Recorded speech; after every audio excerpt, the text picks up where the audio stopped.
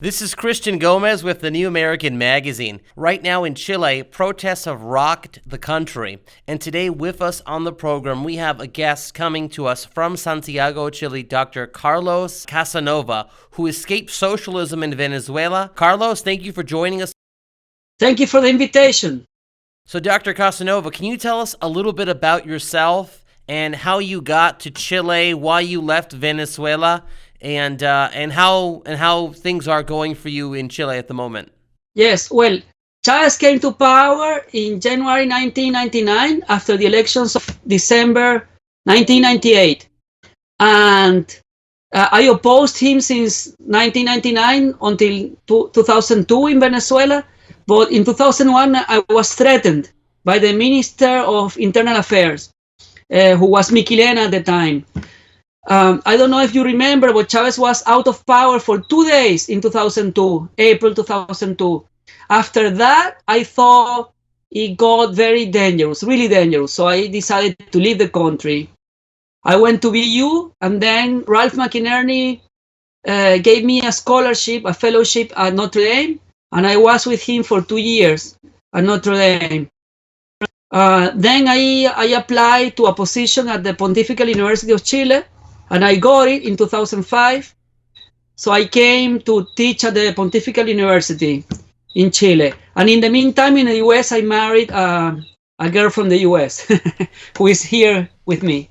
And then I went to the University of Santo Tomás, where I am now, here in Santiago. But still, the School of Law of the Pontifical University gave me a couple of courses as an adjunct professor. So I am teaching there too, at the School of Law of the Pontifical University of Chile. That's what I'm doing now. And now I am finding myself involved in the new revolution here in Chile. But yes. I will let you ask questions. Yeah.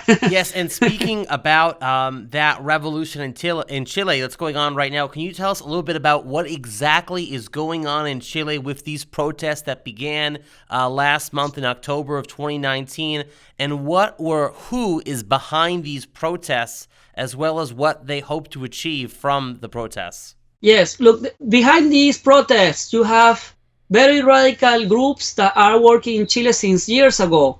In the Araucanía, the region of the Mapuche Indians, you have very radical groups. I have information that there are FARC guerrilla involved in the subversion of the Araucanía, and also people from Shining Path from Peru. I just want to interject for our audience that FARC is a Colombian narco-Marxist terrorist organization backed by the Venezuelan government, and that Shining Path is a Maoist communist terrorist group from Peru. So anyway, I'm sorry to cut you off. Continue. Shining Path was in the 80s, like really bloody. It was really horrible in Peru. Well, so you have these groups. You have also the communist students movement, whose leaders are there are several, but the main one I would say is Fernando Atria. Fernando Atria is a professor of the University of Chile and also of the University Adolfo Ibáñez. He now says that he's a Christian, but he's really not a Christian. He's a communist. He has always been a communist. You just have to read well his writings to see that. And in his writings, he has said that the Chilean constitution is a cheat because it was approved by in the time of the Augusto Pinochet's government, 1980, and he says that because of that it has to be changed by a constituent assembly. He's saying that since 2006, following Chavez, by the way. That's what Chavez did in Venezuela. And he also says that the Chilean elite, that they are foreign enemies. So he really proposes a violent change. He also says that the Christian solution for political problems is to die for the truth. But he says that the political solution is to kill for the truth. So he has called openly for violence, Fernando Atria. And then you have Bachelet behind this too, Bachelet, she looks like a nice person, a socialist, but what people don't know is that she did her medical studies in Eastern Germany. And in 3 years, she got a medical degree and also a specialist pediatrician degree in 3 years. Eastern Germany under Honecker, the tyrant of Eastern Germany at the time of the Soviets. So really, Bachelet is a communist in disguise. And then you have Frente Amplio, which is a new political movement whose members are all radical communists. They really call for a revolution. And you have the Communist Party, of course. All these guys are behind this. And they are very well organized with paramilitary groups. In 2017, they burned Chile. I don't know if you remember that. The 40% of the Chilean woods were burned down. And clearly those fires were provoked. Yeah, that's very reminiscent of what's going on now in Brazil with the fires going on in that country in the Amazon. Exactly, but in Chile they burned 40% of the woods. It was crazy. And one piece of information which is interesting is that at that time the fire was stopped because the daughter-in-law of Walmart's owner, Walton, she is a Chilean. And she brought an airplane, a special airplane to quench the fire. It took water and then it quenched the fire, extinguished it. And Bachelet was the president at the time. She didn't want to allow the use of this airplane while Chile was burning. And she didn't allow its use until a Russian airplane came to do the same. Only then she allowed the airplane from Walmart to work. But I think that the Líder supermarket, the chain called Líder in Chile supermarket, which is owned by Walmart, was a special target of the communist terrorism in this occasion now, 2019, as a vengeance because they stopped the fire in 2017. That's what I think. It's just a hypothesis, let's say like a hunch, but I think that's what's happening. They were a special target, those supermarkets, in the unrest of the last 2 weeks. Yeah. It's a very interesting theory. It seems to add up.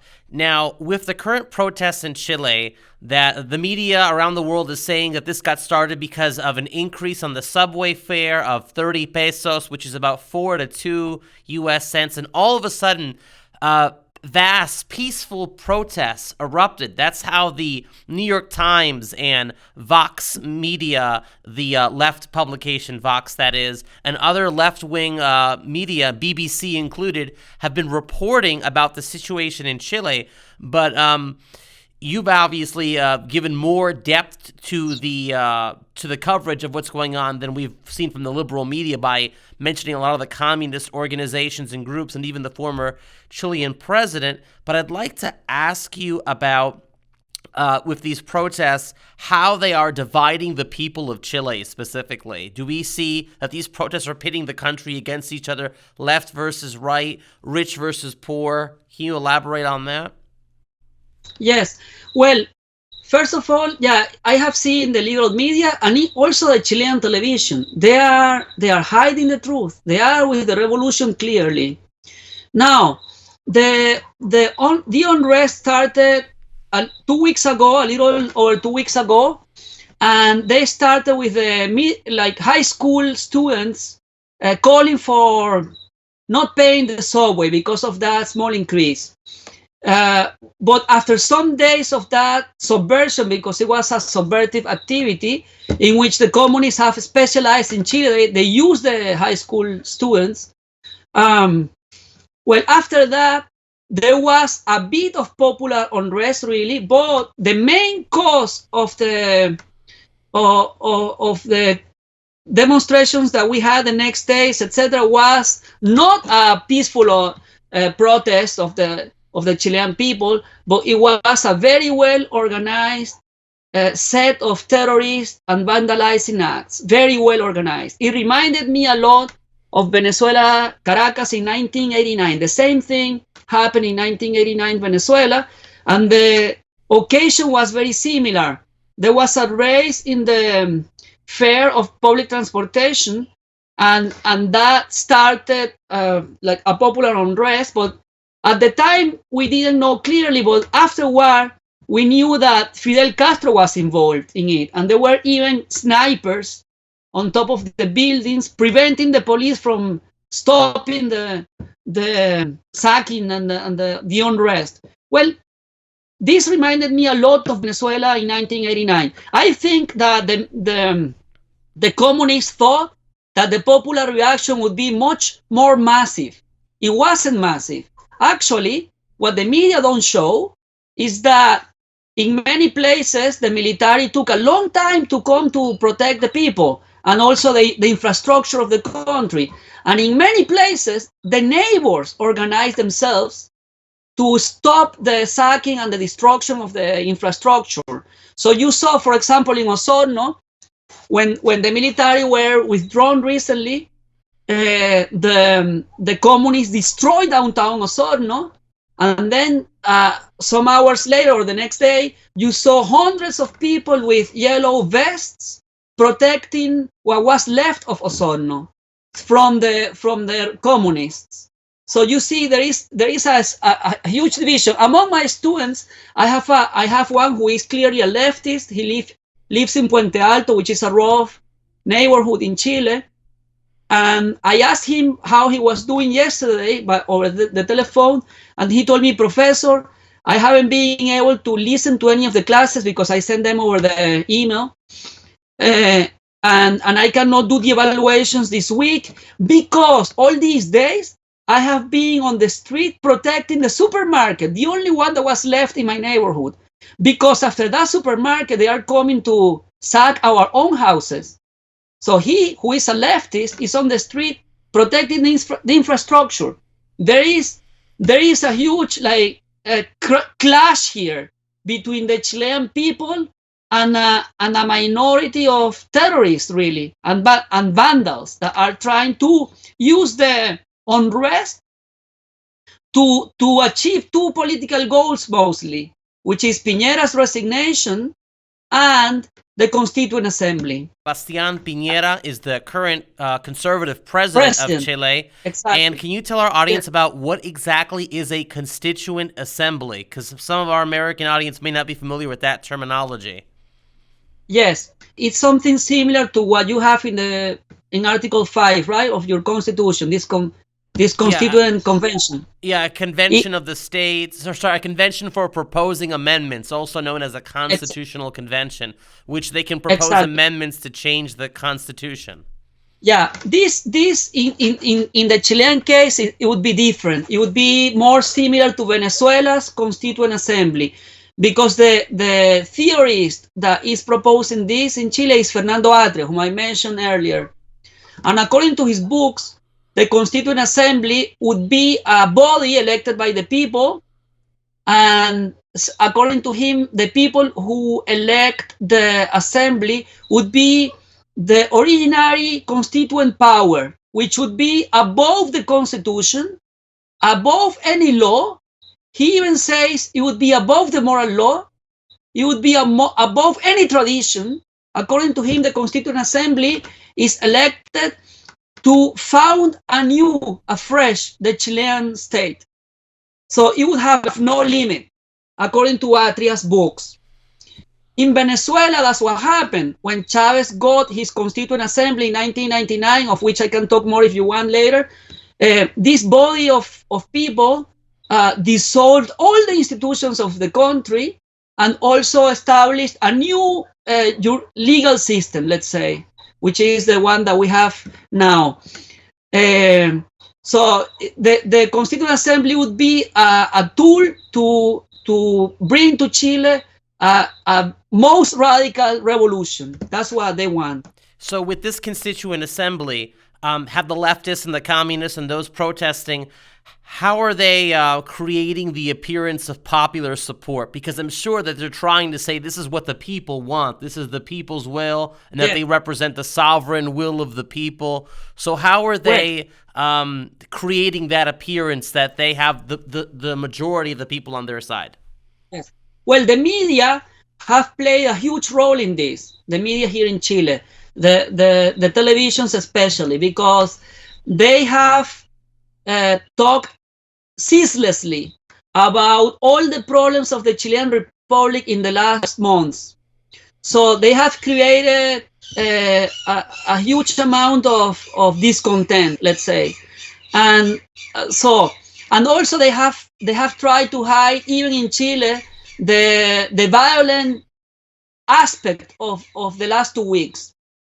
So and they call for peaceful demonstrations, and actually there have been some peaceful demonstrations. There was a big one, the 25th of October, that you might have seen in the media in the US. The New York Times had an article about this, I think. Well, they mentioned this. Even that was manipulated by the media. I have seen mathematical studies of the media said there was about a million people or some large numbers that they were giving. Is that true? They say 1,200,000.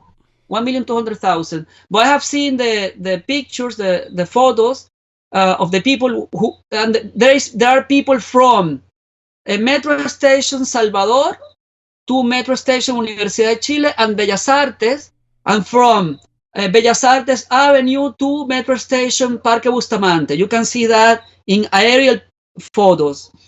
And when you see what area that is, that's 565,000 square meters. And you have a river in the middle. So when you see small detailed pictures of the different zones, and then you see the concentration of people, like the density of the people in that march, you come to the conclusion that there is no way there were more than 300,000 people. No way. So the media is exaggerating the numbers to make it seem like there's more people supporting it than what are actually out there protesting in the street. Exactly. And this protest was moved by the media. So many people who were this march are not for the Constituent Assembly. They agree that there must be a new pension system. They agree, some of them agree that there are problems. Yeah, so there are concrete social demands, let's say, which move part of these people, but the media and the communists are trying to portray this as a clamor of the Chilean people for a new constitution. So there's vast disagreement among the protesters, and the media makes it sound like this is one unified voice in favor of the Constituent Assembly to thus recreate the Chilean state and government. Yes, not always they say for the Constituent Assembly, but they always say for a new constitution, for a new social pact, they also say. So it's just manipulation. Really. And how are the protesters, including the communist movement and the media, how have they been neutralizing the opposition to quiet them so only their voice is heard? Well, they haven't. You have YouTube channels and you have blogs which show the truth. Also, you have, I mentioned that in Facebook recently. They expected the Chilean Institute for Human Rights to declare that there is a systematic violations of human rights, as the New York Times suggested, really, in the Saturday article. But it turns out that the president of the Chilean Institute for Human Rights is a Christian Democrat, and he won't go along with them. So he said there is no systematic violation of human rights. So you have that voice there, but what happens is that the media don't bring that voice. They bring other voices. Yes, instead we've seen the mass media say that former Chilean President Bachelet would be sending a team of investigators from the United Nations Human Rights Council to investigate the allegations of human rights committed by the military. That's what the public here is being told in the media about what's going on. But the Human Rights Institute of Chile says that that's not the case. There is no human rights violations. So there are no systematic violations. There might be some cases, yes, some cases of violation, but there is no way there is a systematic. And one of the directors of the Human Rights Institute, he's a leftist, and he was denouncing this systematic violation, and he said that he was wounded. Well, he was checked by a doctor, and he said, you have no wound. He was openly lying. Yeah, he was lying. Maybe he just had the stomach cramps that day. Yeah. Well, he's saying that he had his cell phone and the BB hit the cell phone, so he thought he had been hit. Well, it's all a creation of his imagination. I don't know. So, Well, one final question I've got for you before we run out of time here. How are the protesters precipitating violence in the streets? I'm sure that they are. We've heard the stories of how they're burning subway stations down, but what do you see that they are doing to escalate the violence, these protesters? well, there are a mass of people who want to do peaceful demonstrations for the reasons we said before, but they infiltrate agents that suddenly like depart from the main demonstration and do terrorist acts. Really, one interesting fact that you should know, I forgot to tell it before, is that in Friday, October 18th, all the arsons were caused with the same chemical accelerant. Not only the same kind, but the same brand. So there is no way there are no terrorist groups infiltrated in the demonstrations. And I think they are acting as the communists do when they feel they have the communicational power. They do stupid stuff, but not because it's a mistake. They do it on purpose to tell you, look, the most obvious facts we make, and it doesn't matter because the media are with us. You know what I mean? They can use the same brand. They rely on the media omitting certain facts to their advantage. So yes, in the United States, if there's a criminal investigation and a bunch of fires are conducted, a bunch of arsons, and it turns out that it's the same chemical and the same brand of chemical, that would suggest to law enforcement that there is a commonality, a link, and perhaps the same person or perpetrators are behind all of the fires. So that's what you're saying is the case in Chile then? Is the case, and everybody knows it, but the media don't show that. Of course, the New York Times don't show that, for example, and BBC doesn't show that. So clearly there are terrorist groups which act mixed with the peaceful demonstrations, and also apart from them, because in many places there have not been peaceful demonstrations but just terrorist acts. Look, there are plenty of towns which now are without food supply because the supermarkets were all looted, and they were looted in part by civil, let's say by normal people, but they were provoked by terrorists who started the looting, and then other people go seduced by it. And by looting the supermarkets, the people who are without food. So then you're getting these other people who were not part of the protests. Now they're hungry and they're naturally angry. And the communists want to use that anger as well to their advantage to say, look at the problems of capitalism and President Piñera, and thus we need a new constitution. They destroyed all the 2 subway lines to Puente Alto, which is a huge part of the city of poor people. They destroyed them both. So they are expecting to create a lot of malcontent in order to have future protests. I'm sure of that. And one more thing I want to say, Frente Amplio, which is really a communist movement with a different name, a political party in Chile now, all the representatives of Frente Amplio and of the Communist Party told Piñera, do this and that, when they want to force the government to negotiate. But according to the media, there is no control. It's all spontaneous. Yeah, so really, when you see the whole picture, you think this is ridiculous. The media are lying to people. You know what I mean? Absolutely. Well, this has been an explosive interview. Thank you so much for joining us today on the program, and hopefully we can have you back on in the future to keep us up to date about what's happening in Chile. So you stay safe, take care, and God bless you, Dr. Casanova.